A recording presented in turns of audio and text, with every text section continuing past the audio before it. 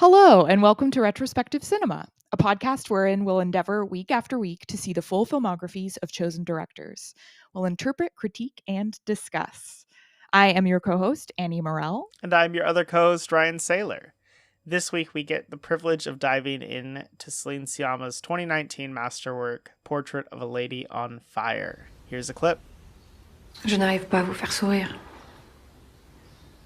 C'est comme si j'avais l'impression de le faire et qu'il disparaissait. La colère finit toujours par gagner. Chez vous, c'est certain. Once again, that was from Portrait of a Lady on Fire. I was very excited to revisit this film. I've seen it a number of times now.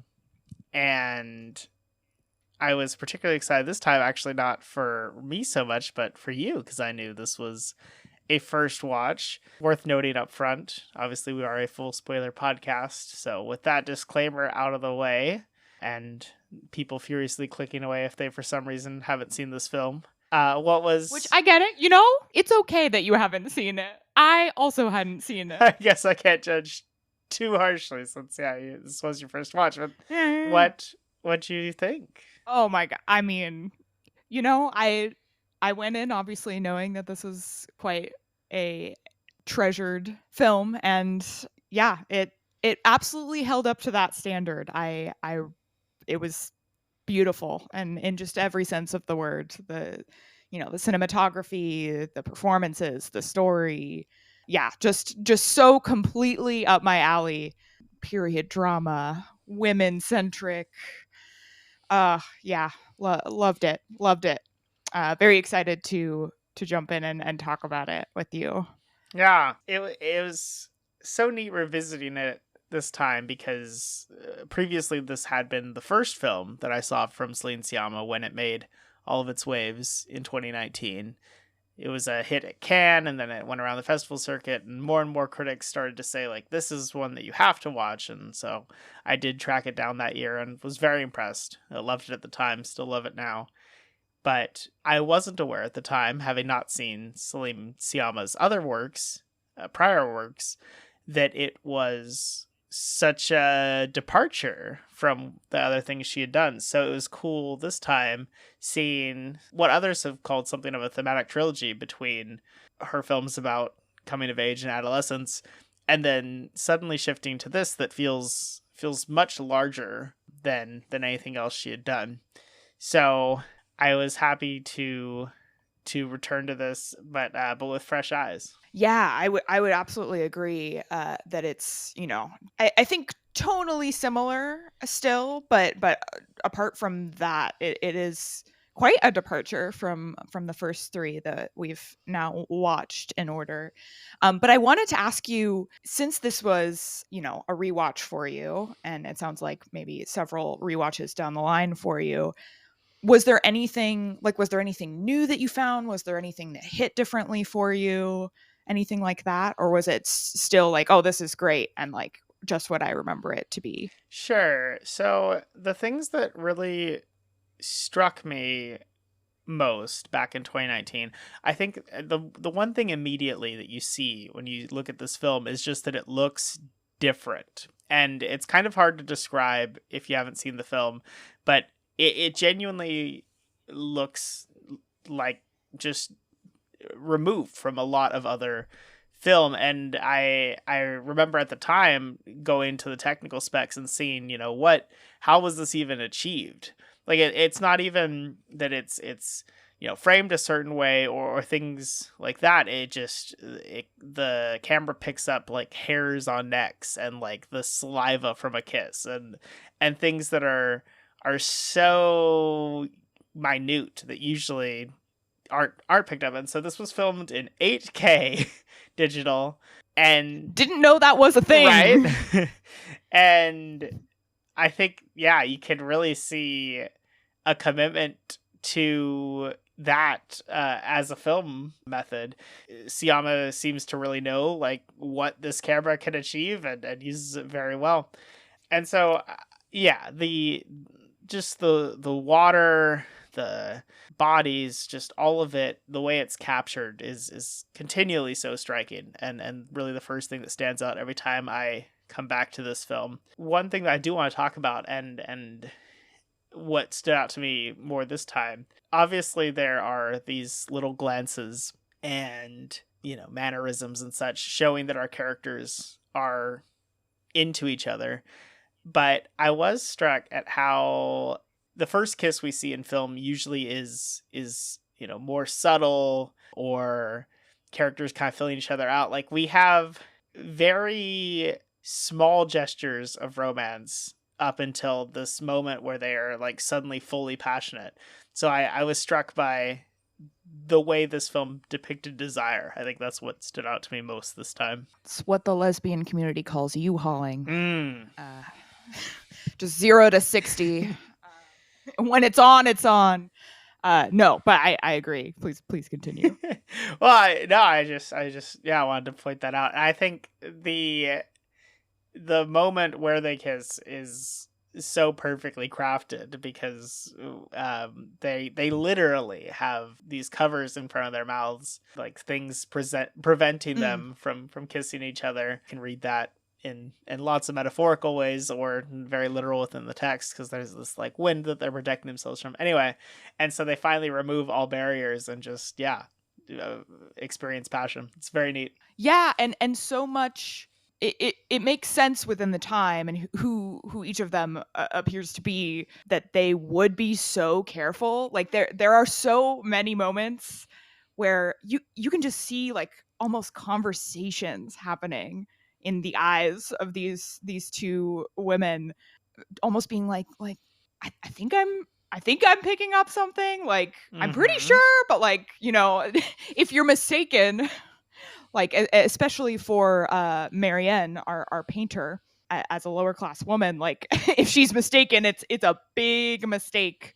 So yeah, the stakes are very high in this, and I think, you know, that's what makes all of that tension work so well. It's authentic to the time, that there would be this, you know, kind of distance between them, even if they're both pretty sure of what the other is feeling, which I that is how I feel it's portrayed, is that they're both like, they're really early picking up on it, but you know, you can't be 100% sure, and it's not, obviously it's the late 1700s. We're not talking about being gay out in the open here. I did want to jump back briefly to comment on what you were saying about, you know, how it is filmed, and I think this was maybe implied with what you were saying, but I think for me, the level of detail that the camera picks up, and all of that, it feels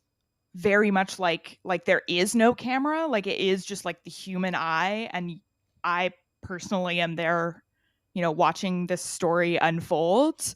So it's very like it was very immersive to me, the way that it was filmed, and yeah, I don't think I've ever really seen anything like that before. I wonder, do you know, like, is there another film that I might have seen, that our listeners might have seen, that was also filmed in 8K? I mean, I'm sure something has been, but rarely. This film still looks as striking as it does. I mean, obviously, there's incredible craft here. I don't want to dismiss that at all. But because it is filmed in such a different way from so much else. And also, obviously, it's nearly 100% natural lighting. So even if we had seen, you know, something else with this type of camera, then, you know, this is that other type of lighting, and yeah, all the things. Yeah, all the things.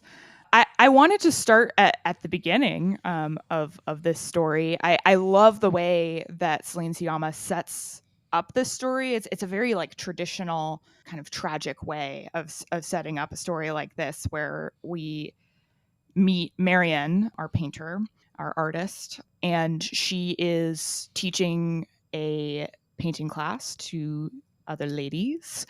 And one of them brings up from, you know, her, I guess, painting storage, this gorgeous, striking painting of, you know, a portrait of a lady on fire. You know, the titular the title drop painting happens like a minute into this movie. It's great. Yeah. And and she's like, she hadn't seen it in years, and she's clearly upset, moved by seeing this painting, and then we launch into the story. So right off the bat, we're set up with, we know that this does not end well, because obviously this woman is not in her life anymore. Mm.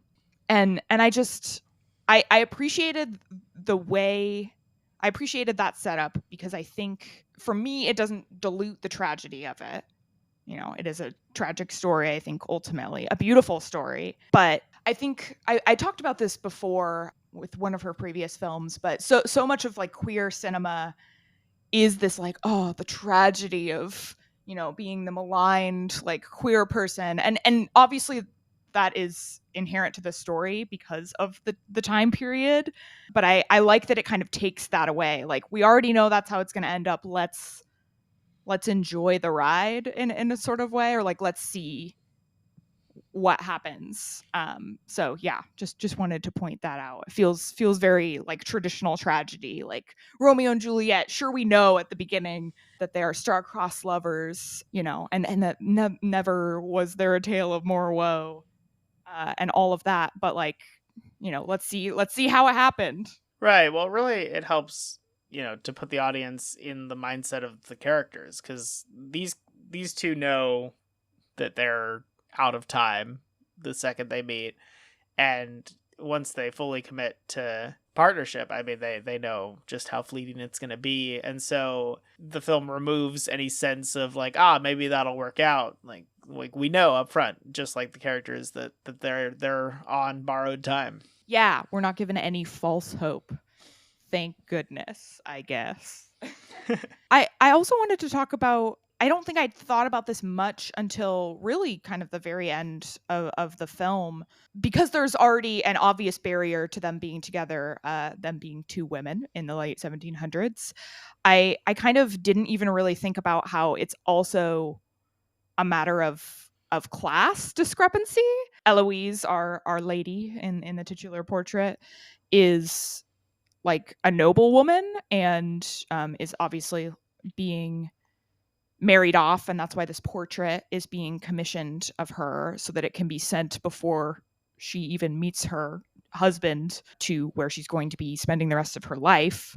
Yeah, and Marianne is obviously like a commoner, and an artist, very low ranking of the time, but then to be a female artist, I mean, she can't even get jobs because she's a lady. She's not even allowed to paint naked men because she's a lady, which does come up. Mm-hmm. So yeah, I liked the sort of interplay between class, and I was noticing so much, as someone who knows a little bit of French, how much the two of them were using the formal you in French, which is vous.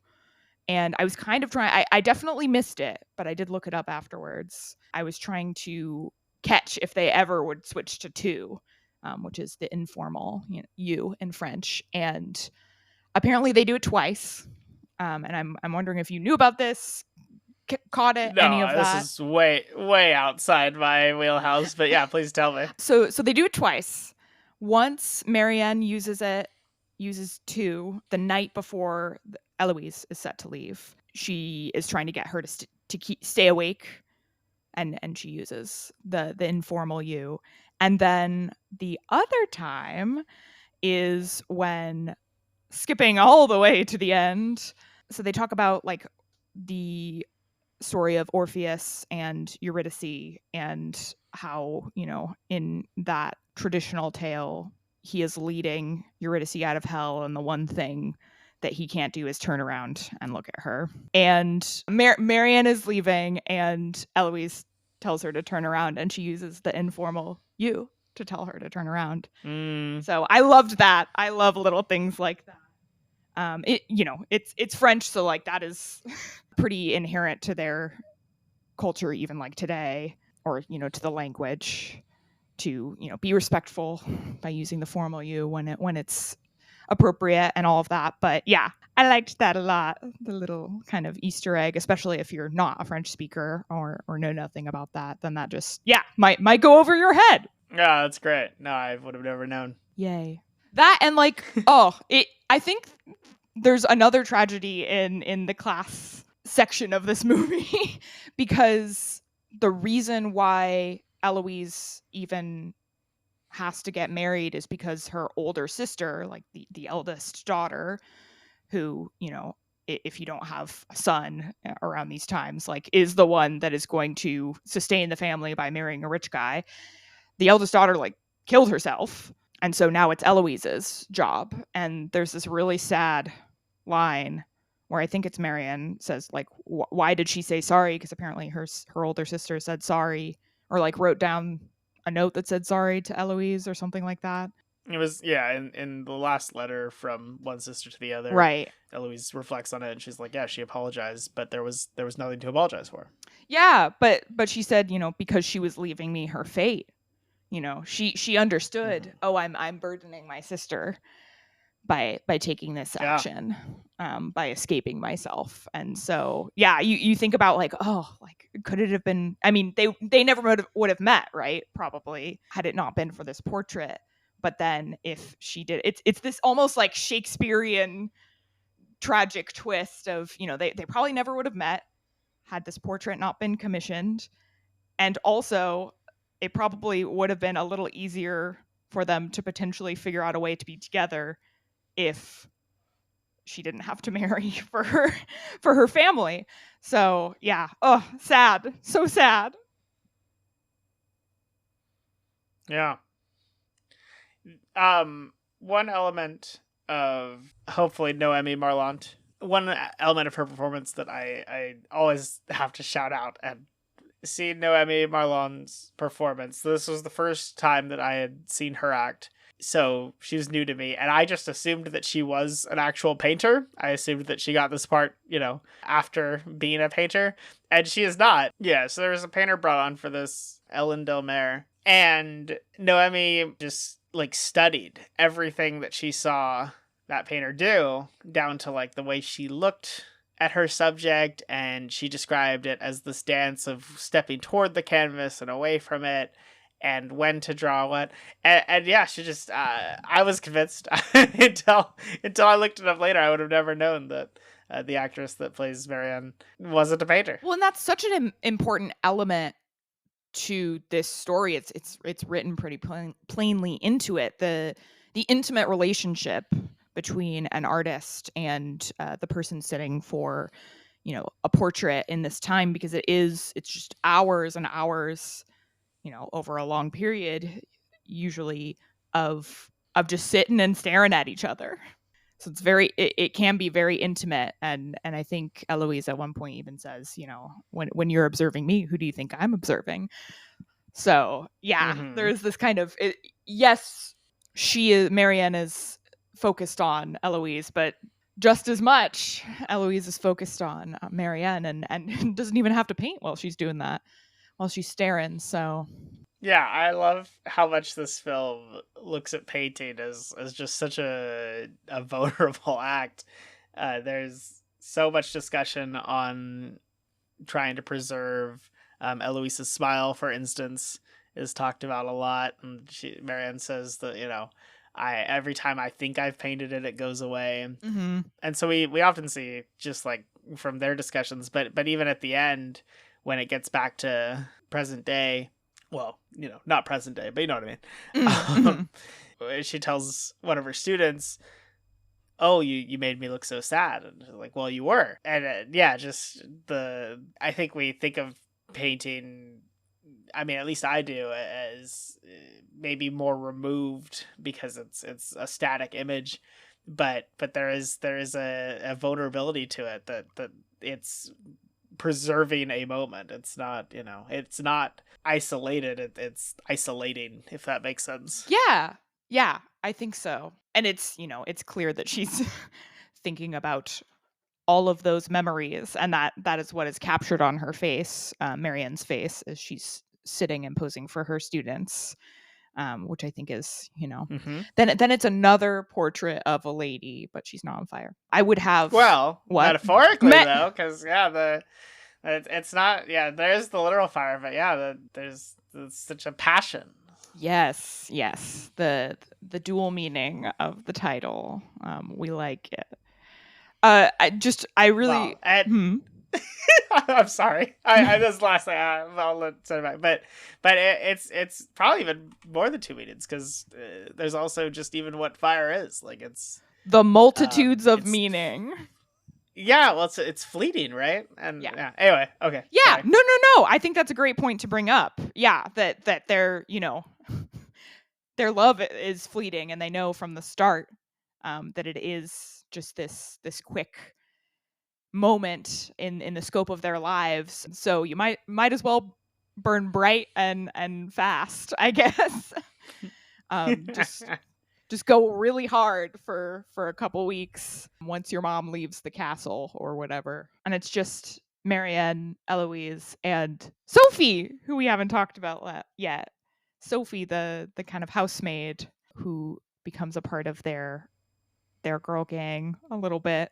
And I liked I guess maybe I'll ask you first, like, what do you think Sophie's purpose is? Because obviously we have, these two women, and we get to watch them, fall in love, and what it means to be like in an intimate female relationship, romantic relationship. But what does Sophie do for us in this story? Yeah, I think Sophie broadens the scope. I think Mm. if it was just our two characters, maybe not even consciously but subconsciously the audience might feel like, okay, this applied to them, but then that's where it ends. But with Sophie we get to see them love externally and have well, girlhood was the word that I was gonna say, but obviously different movie anyway, and show women supporting women in a way that expands beyond just a one-on-one relationship. Yeah, I completely agree. I think she serves as a show of what the platonic female bond can be, and I loved, because obviously I was aware of the general, it's going to be a sapphic love story and tragic, and I was aware of all those things, but I loved that element of the film of not just exploring that piece of womanhood or queer womanhood, but also, yeah, women caring for other women just like living in peace and harmony. There's, especially when it's just the three of them in that house, really just having a lovely time for a little bit there. Mm-hmm. Other than I think the other big kind of topic that this film tackles is the old-timey abortion that Sophie has to have when she realizes that she's pregnant, and as like a serving girl, that just can't happen. So they care for her through that, and I think it's handled really, really well. And the actual, when they go to the woman who's going to perform the abortion, and there's this like really sad juxtaposition of obviously this procedure happening, and then this woman who is a mother performing the procedure, like her kids, her toddlers, are in the bed next to Sophie as this procedure is being done. And yeah, I thought it was all handled really well, and didn't feel out of place to me in this story of, yeah, all the aspects of womanhood. Maybe it's not girlhood, maybe it's womanhood. Fair enough. I don't think it's out of place. I have always wondered in the writing process what it looked like for that topic, abortion, to come up in this script, because I think everything else kind of fits toward relationships, but that one is almost, it's a subplot that evolves into its own thing. I do think it works in the film, but yeah, I've been curious about how that came to be. Yeah. I mean, I think it's just another way in which like women of this time have to sacrifice, Sure. just to get through this. There's the obvious huge sacrifice of Eloise having to marry a stranger and go away and live this life that is not going to be one full of romantic love, most likely, for her. And then, yeah, for Sophie, I mean, I don't even think we get much of her interior feelings about the fact that she has to have an abortion. It feels like an inevitability, like she feels resigned to it. And yeah, so for me it fits in that niche of, this is just what it means to be a woman in this time. Like, these are all of the barriers that are Yeah, put up. moving within a society that wants you to behave a certain way but won't, help you to be that. Yeah, that wants to keep you firmly in your class, firmly in the roles of your gender and class rank. And yeah, it's messed up is the general message. Yeah, I love the moment toward the end of the film when someone's admiring Marianne's painting and he says like, "Oh, your father's still doing great work," or something like that, and she's like, just immediately it's like, "Oh, actually I submitted it under his name, but it's mine." Yeah like just lets the facade fall frame perfect. Yeah, and I think, we're at that kind of turn of the century at that point where, there's maybe the slightest hint of women's liberation on the horizon, but not quite yet, to the point where, yeah, she can't even admit that and just like be there in the parlor, and at least nothing, horrible is going to happen to her by admitting that it's her painting. But that's why she takes this job in the first place, right? Like, this job of painting Eloise's portrait, because there was a man who was working on it and he just couldn't do it because Eloise wouldn't sit and pose for him. And so they hire this woman. To me, it feels like it's really, oh, we'll hire a woman painter so that Eloise doesn't suspect that she's a painter, so she can, just be a walking companion to her. Like, that's how, we haven't really talked about that, but that's how the film starts, is this gambit of like Marion pretending to just be her walking. It's such a, like, in another script it would be a comedy. It's a comedic setup almost, of like, oh, she's trying to steal glances and paint this portrait in secret, which I did kind of chuckle at. Here's my room, and don't look behind this big curtain where all my painting supplies are. Yeah. Nothing to see here. I think the first moment is she's asked for like tobacco or something, so she has to go behind the curtain. And the second she's back there, she's like sprinting so that hopefully, no one else sees what's back there. Yeah, at one point she's also materials. Yeah. At one point she's trying to paint the green dress by wearing it on her own body, and painting from a mirror. And yeah, I think Eloise comes in or knocks on the door, and it's this, again, like, it would be comedic in a different context, her rushing behind the curtain and really quickly taking off this green dress that would just immediately implicate her. Okay.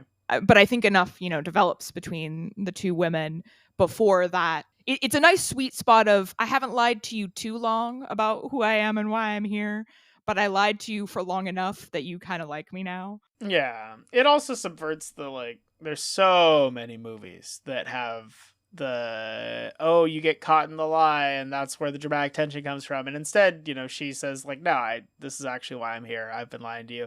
Like, so we don't get the scene that we've seen 1,000 times. Yeah, where Eloise is really mad at her, and then they realize like, oh no, but we love each other. Yeah, I'm so glad. Yeah. I'm so glad that was subverted too. Yeah, that it's, because yeah, the bigger barrier, the biggest drama of it all, the biggest point of conflict is the fact that they are two women in love. Well, that she's engaged, that she's going away. Yeah. But I think even without that, it would still be quite a big point of conflict. Sure. To openly live that way, at least while she's not married. She's still like basically the property of her mother, I guess, because her dad is dead, or like her mother is responsible for her, so that would always be an element. But yeah, I see what you're saying. It's first and foremost that she's about to get married off. Yeah, we get, on her mother's control, there's lines even that say that she's locking Eloise in the house, and that's just treated as normal. And we get that fantastic moment. It's meant for one of the most cinematic moments in the film early on is when Eloise is sprinting toward this cliff. And we've just talked about her sister jumping off the cliff to kill herself. So I think you see on Marianne's face just like, oh no, I've lost her. But she sprints toward this cliff and then turns back, and she's like, I've dreamt of that for years. And Marianne says, dying, and she says, no, of running. Yeah, very cool. Yeah, because her mom is, is not wanting to lose her only other daughter, which I suppose is fair. But yeah, very, very Rapunzel locked up in the tower Right. of this story. Oh, I liked I think it's the portrait that doesn't have a face that she lights on fire, that Marion lights on fire. Yes. Yeah, but she starts, this is the most emo girl thing to do. She starts burning it right at the heart, like the place where the heart would be on this body without a face. Love it. We referred to it already, but yeah, there's this extended reference throughout the film to the story of Orpheus and Eurydice, and that comes to life more or less. It's not just conversation, because we start to see Marianne see Eloise as this like ghostly figure, and that culminates in Marianne leaving the house and turning back and sending her back to this false love or this metaphorical hell. It all comes together. But I wondered how you felt about those kind of otherworldly scenes, because most of this film is pretty grounded. We do get armpit drugs. I don't know if that's real or not, but it was real. Yeah, that's a real historical thing. Oh, okay, there you go. Well, then yes, then everything else in this film is fully grounded except for these couple scenes of hauntings. I want to bring those up and ask how you interpreted all of that and what you felt. Yeah, I think so the hauntings you're referring to are Marianne seeing Eloise in, what I pretty much immediately registered as a wedding dress. Maybe others would not have taken it that way until the end, when we see her in that dress for real, not as a ghost. But I think initially I was a little thrown off by it, just because, like, as you're saying, it's the only kind of fantastical element within this pretty grounded period piece, and the way that it's filmed as well is it feels a little wrong. Like it felt almost cheap, the kind of lighting of the ghost to me, and I think I liked what it meant for the story, because it's again this foreshadowing of what we know is going to come to pass, of her like going off and getting married to a man, and so it's this physical manifestation of Marianne realizing that this woman is basically going to be a ghost in her life for the rest of the time after this, probably. Yeah, I'm not sure I even needed it, though, if I'm being honest. Like if I had to place one criticism, and I'm not, I don't think it's totally out of place. Like I do think it serves a purpose, but we're at the point in the story where I don't need that foreshadowing as an audience member, and I think it is that same feeling of this person is about to leave is portrayed in other moments to me enough. Yeah, well, first, I mean, I think that's fair. Without the two scenes leading up to it, I think the stairwell as a real life example of the Orpheus story, I think works regardless. So it is interesting that the setup is all there. I do like them, actually. I think it's an interesting effect, but I will say one watch of this film, I was on a friend's television. I have the Blu-ray, I have the Criterion release. It's so good. Great interviews on that disc. Anyway. Sponsor us. Yeah, sponsor us, Criterion, please. Every week. Anyway, the brightness on his television was calibrated too high. And so when the light blacks out and it's supposed to be an empty space, you could still see her on his No TV. way.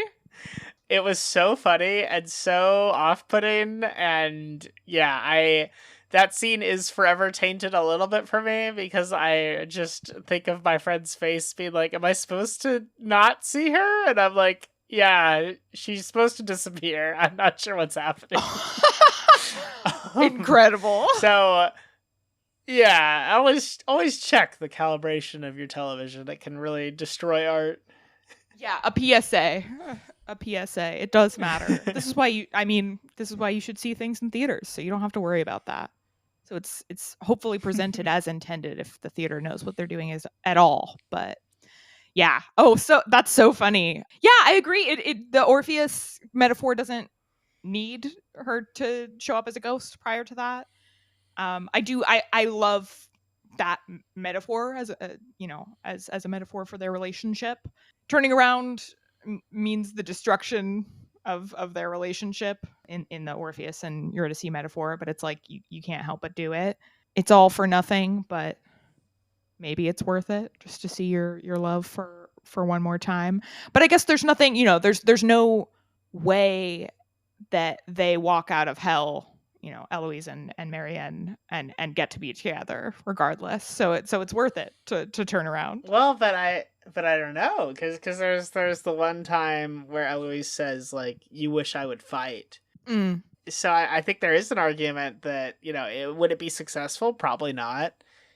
But yeah, they choose to consign her to this other marriage. Yeah. I on that subject, I wanted to ask you. So I referenced that this feels like a very kind of classic tragedy setup at the start of the film and just in general throughout. One thing I was kind of trying to decide if I thought this was a traditionally structured kind of Elizabethan tragedy, and one thing, for those that don't know, that is pretty inherent to Elizabethan tragedies, like Shakespeare's plays, is that the protagonist has some sort of fatal flaw that leads to their demise. And I'm not sure.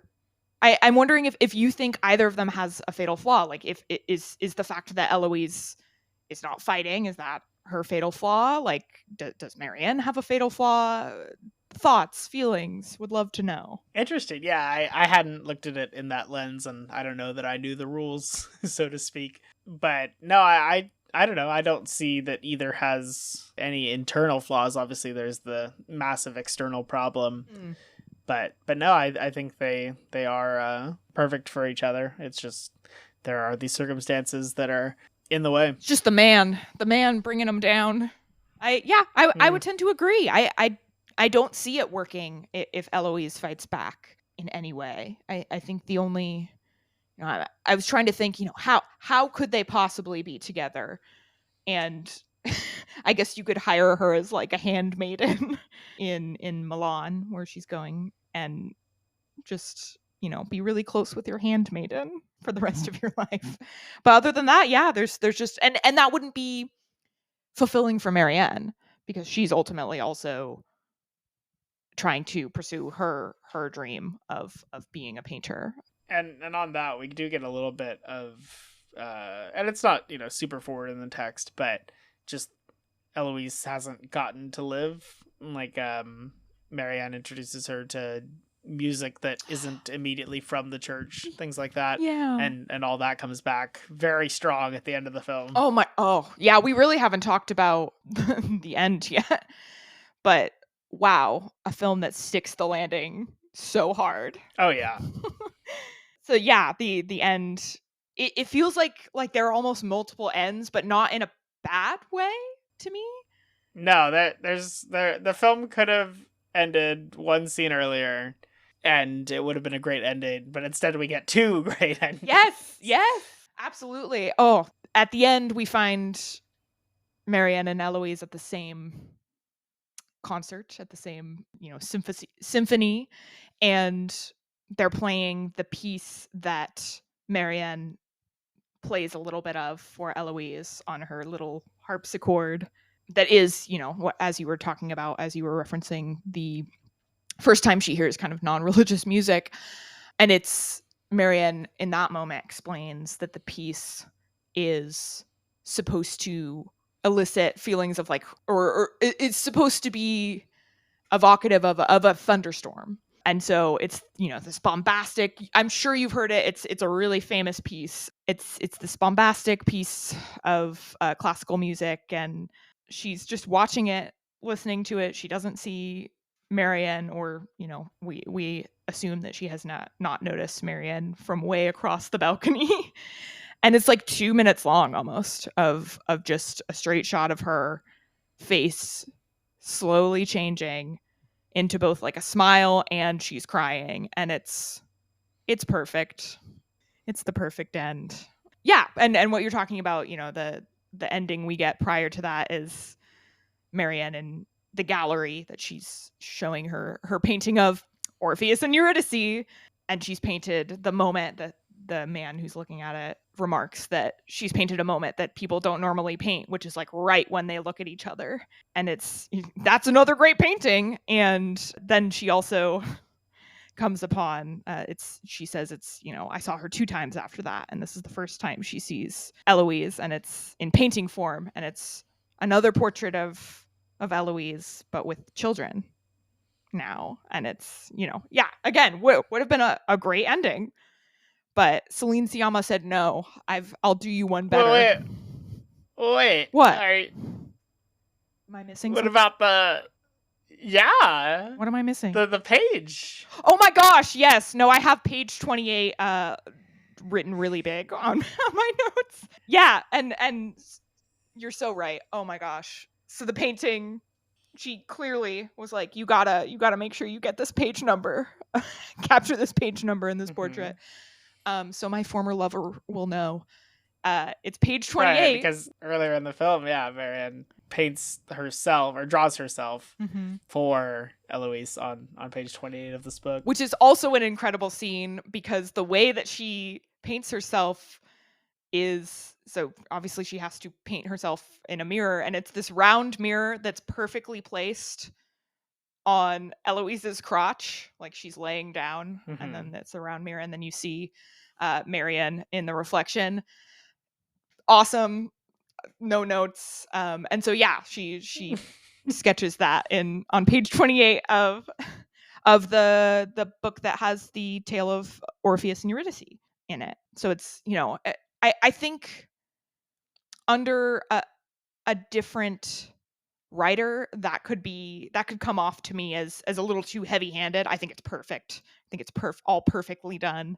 Just the right amount of hand. Not too heavy, not too light. Just the right amount of hand is wild. Yeah, page 28. I screamed. Oh, such a good moment. But then yes, we do get the second ending, which you were just about to talk about. Yeah, which is just she gives that hint, in the portrait that like, oh, I still remember you, and then she clearly still remembers her, based on the emotion that we see her going through in hearing this piece. And maybe for the first time, like who knows, maybe this is the first time she's heard it since Marianne played it for her, which would be a rather beautiful idea. That's my headcanon, at least. Yeah, I think that's what's intended.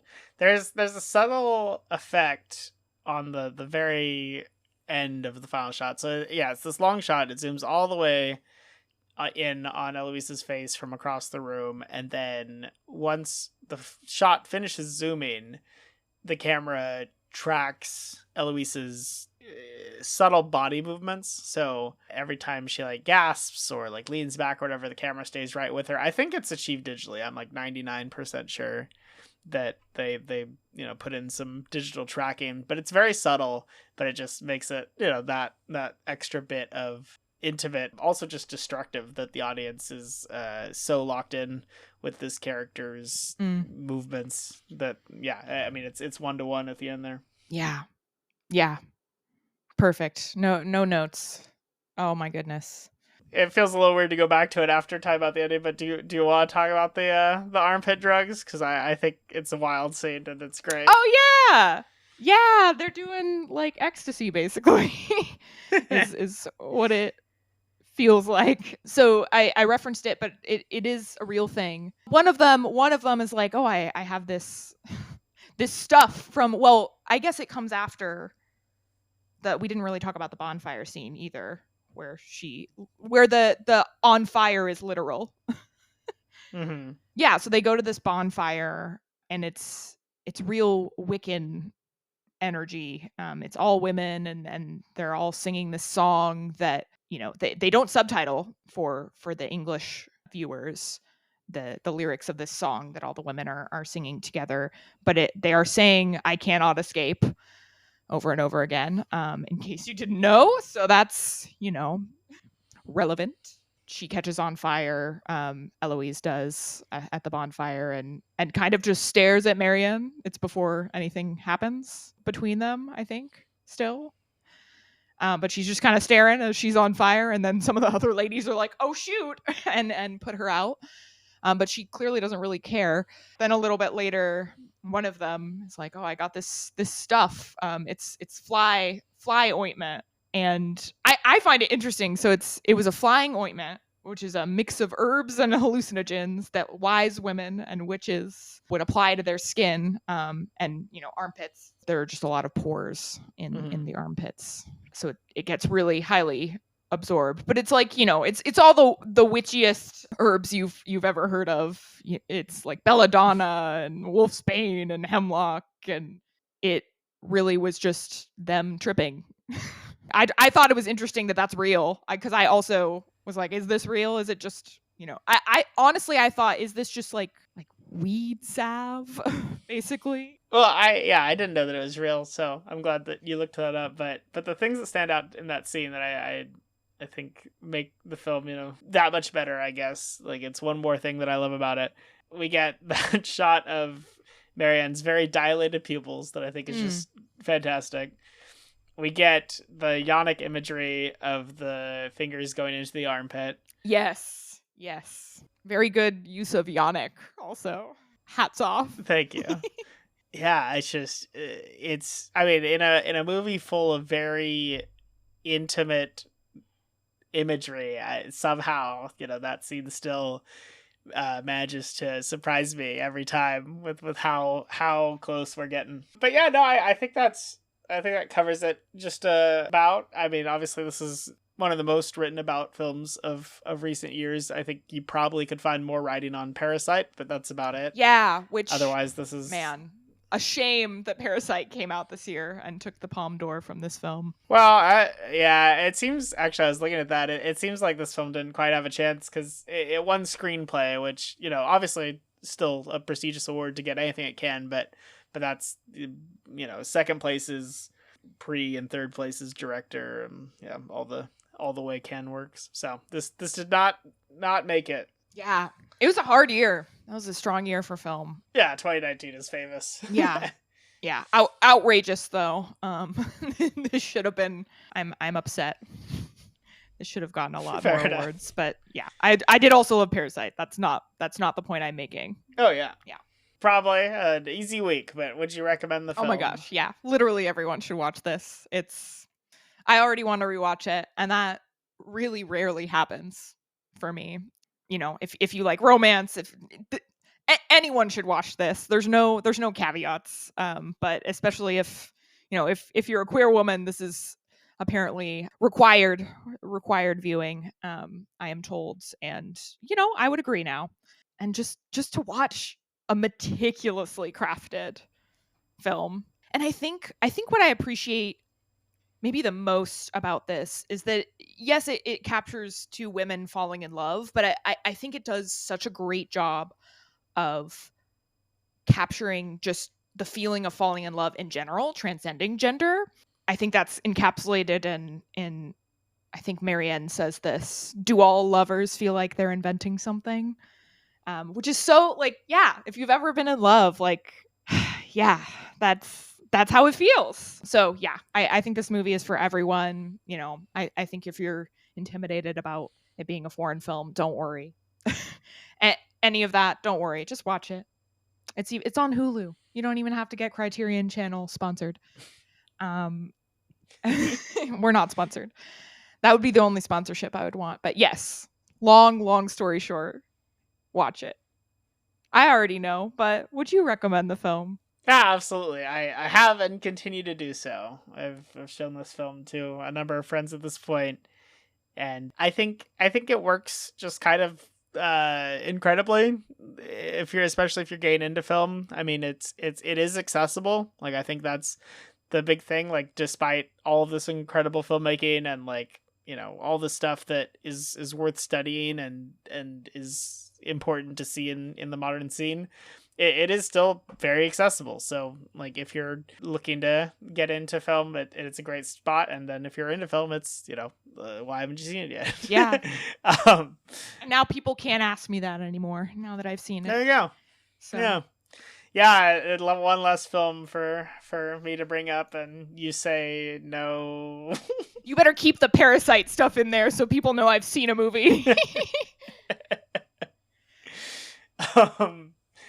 Anyway, if you agree or disagree with anything we've said here, you can write to us. We have plenty of places to do so. You can leave a comment on Spotify, where also, if you've been enjoying us, you could leave us a rating or review. It's all very helpful.